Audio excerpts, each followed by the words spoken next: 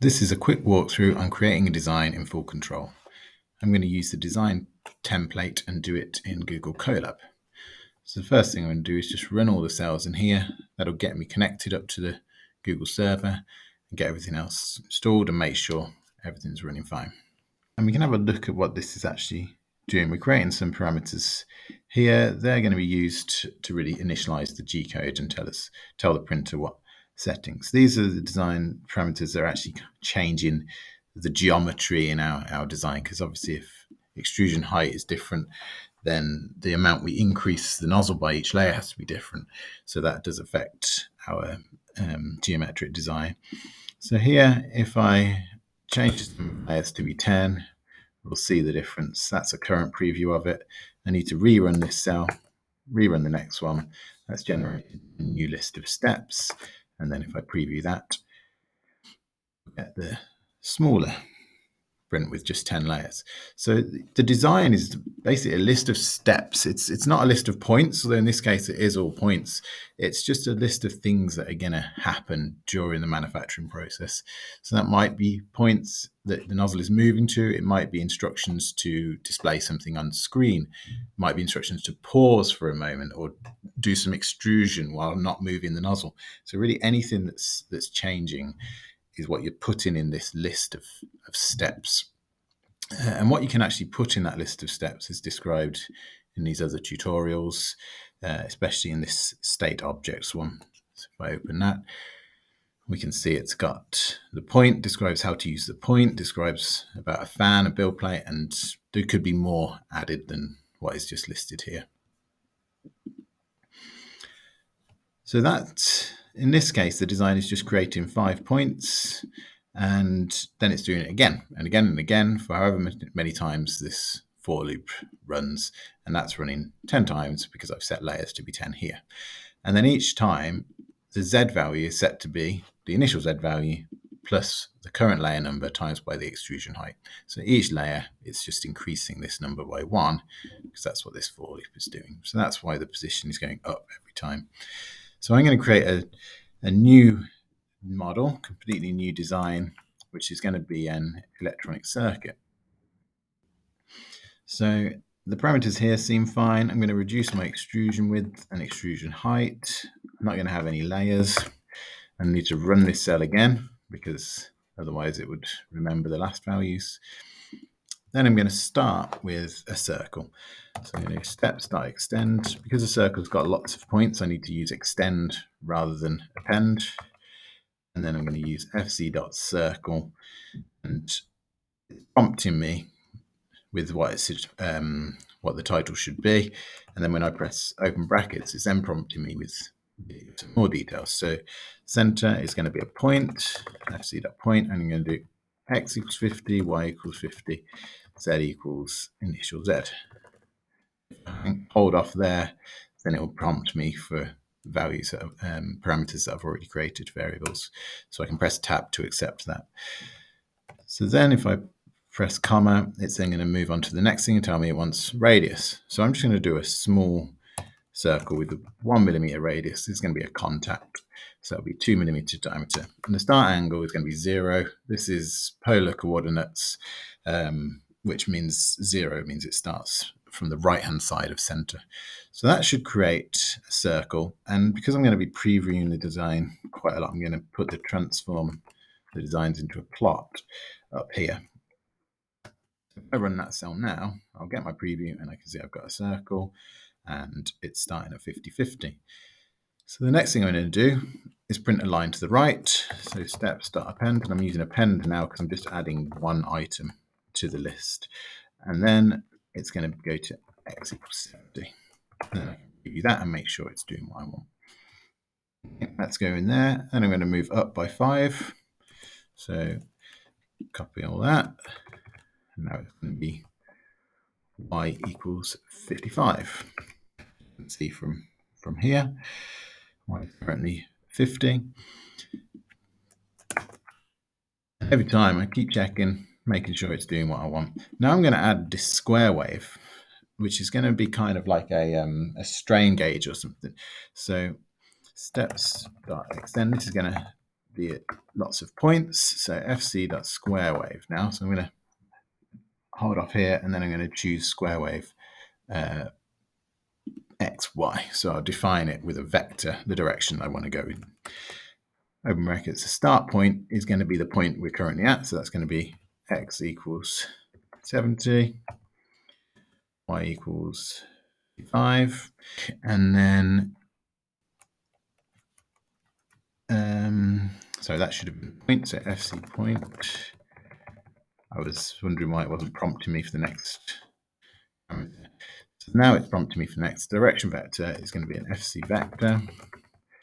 That's going to go in the direction of y-axis. That's the kind of direction, if you imagine a wave along the length of the wave, which direction it's going. So I'm going to put y equals 1. That will say that's the direction. Then the amplitude, I'm going to make it actually come all the way across here and back and here and back. So it's going to have an amplitude of 40 millimeters.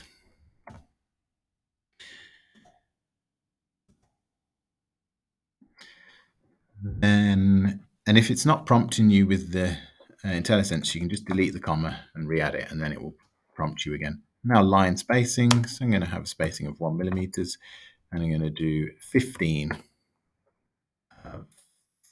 8 of these. That should then preview that square wave as I want. Now I'm going to kind of copy this stuff. I'm going to go up to the 75 and then back to this point and then do a circle. So I'll copy these. Is now going to go to 75. After that, it's going to go to, it's actually going to be 51. And I'm going to do a circle again.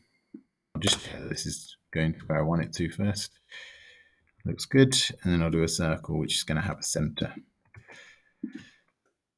Same position, but just higher in the y. So y is going to be 17. So that's going to be the end of my electronic circuit. No, I've messed that. That's going to be 75. And then what I'm thinking is often you'll come and you'll actually kind of extrude some material to fill these bits rather than try and print a pattern. It's sometimes better just to dollop some material.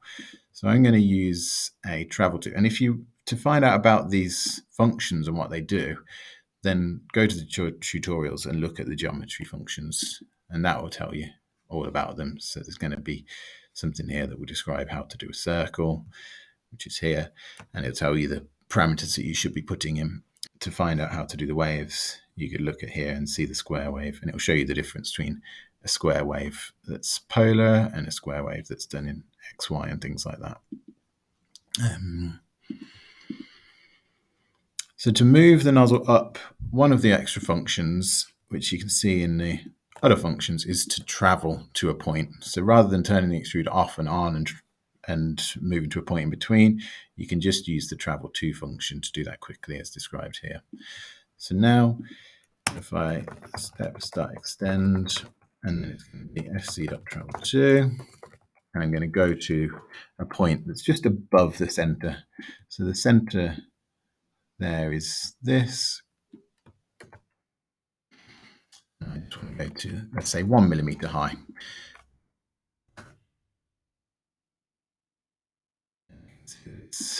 That's doing a little thin line there indicating travel.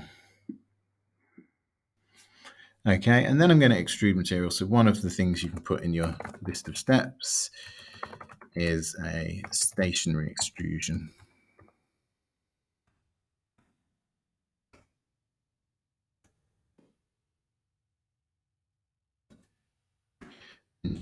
Much, so the volume I'm going to put 2 millimeters cubed at a speed of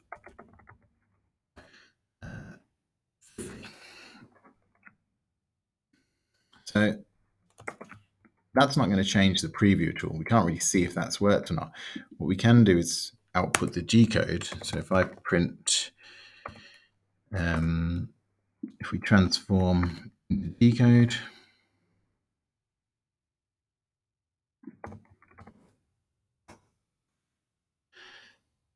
And we can see here at the very end of the G-code, we've moved quickly up to the correct position and extruded this much material. That's not 2 because the units in G-code are not millimeters cubed.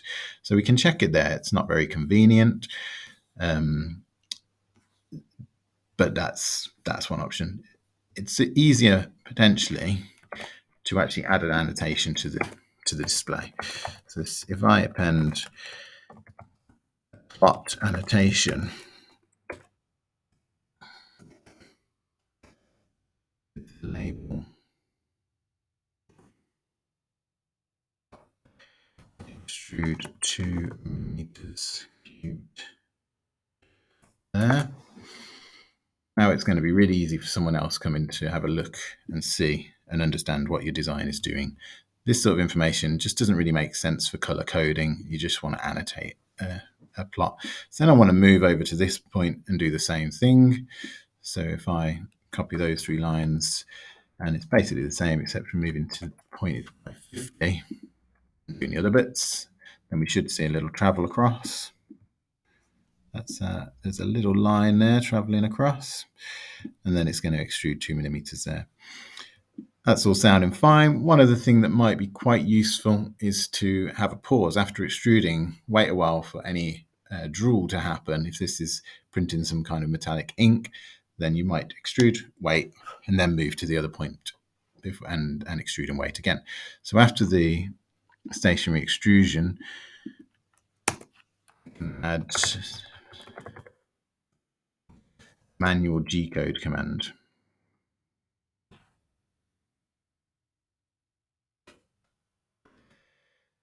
The text is going to be G4 D2000. And that would be pause for 2 seconds, such as commenting G-code. And then what I might want to do is update my annotation as well. Extrude 2 millimeters and wait for 2 seconds. So then if I put those here as well,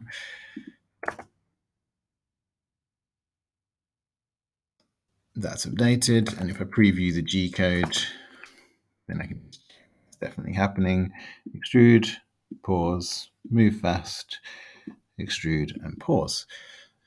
Then you might want to move the nozzle off somewhere quickly just to finish the printing process. So if I travel to that equals 10, then that's going to just move the nozzle up and that'll clear the nozzle away. So avoid any more drool. We might move slightly across. We can see that just here, but yeah, it might make sense to also move it a bit across in the X direction. This is one of the real powerful things of FullControl, is designing the stuff that happens that isn't printing. So actually going in the X direction isn't great because it might deposit material on there. So if I went in the -y direction, it would be better. Okay, so now it's moving over here. If anything drools out, it's not going to affect our part. We could do the same thing. Instead of traveling directly across here, we could travel out here, around, and there, so keeping away from the region of interest. Of course, anything you're interested in doing, really. So that's a quick demo of creating a design for a planar electronic circuit with a few interesting things in there that aren't the normal kind of geometric printing of just points. And as I said, all these bits that I kind of know exist are listed in that state tutorial. So that will say all those things that you can stick in there. And this will update in the future, hopefully with more and more components. Another thing that's really useful for inspecting the design is to actually change the color. So there's plot controls are something that you can add to change the style of the plot. They're described in the plot controls tutorial. And the one we're going to do is to change the color. So there are various colors that you can type in. They are described here. So I'm going to show print sequence. It's currently on Z gradient. I'll show print sequence and print sequence fluctuating. So if I put color type,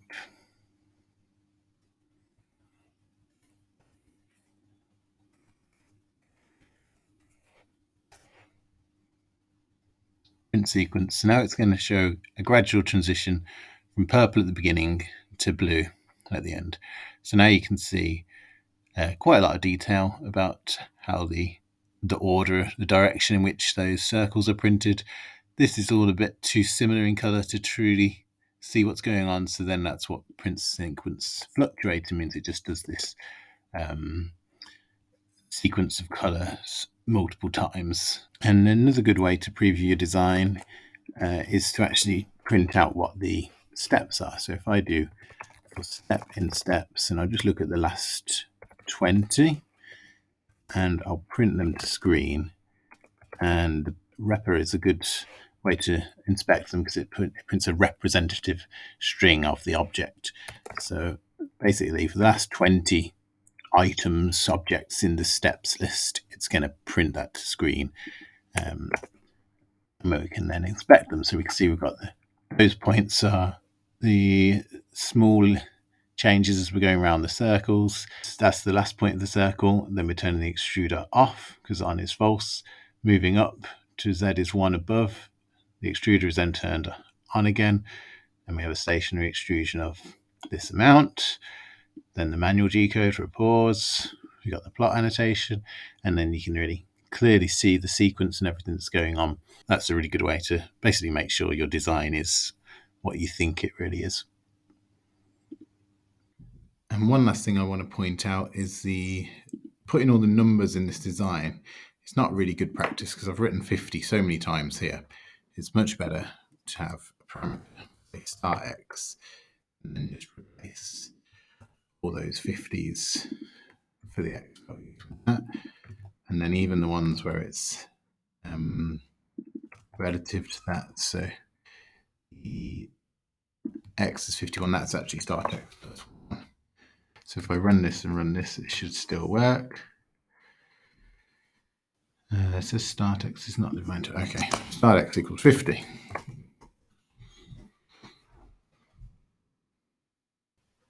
So that's all looking good. And then what we can have is wave size equals 40.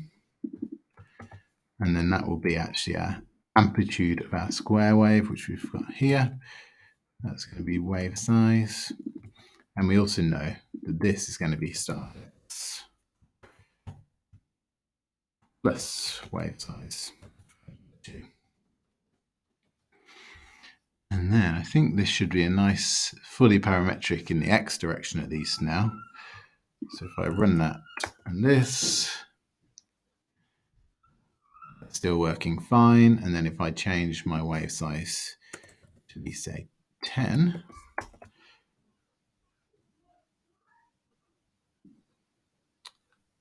it's not quite worked right. Let me see which ones. It looks like the square wave is not starting at the right point.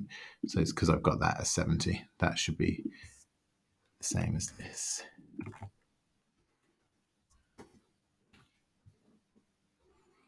And now we have a fully parametric design. Change that to be 100, we'll get a really wide one. Obviously, you could do this in the Y direction as well. And for various other aspects in here, the 2000, that could be a parameter that's adjustable by the designer. You could do F string to put that number in there. The last thing, you want to save this notebook. Then what I do is save a copy in Drive first.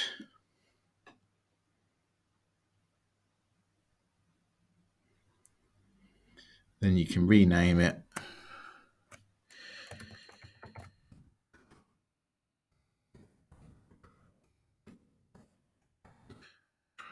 Demo, and then save a copy as a gist. If you do it this way, then the gist will have a proper name. If you save the template directly to a gist, annoyingly, it keeps the design template name rather than having this name on the main page of the gists.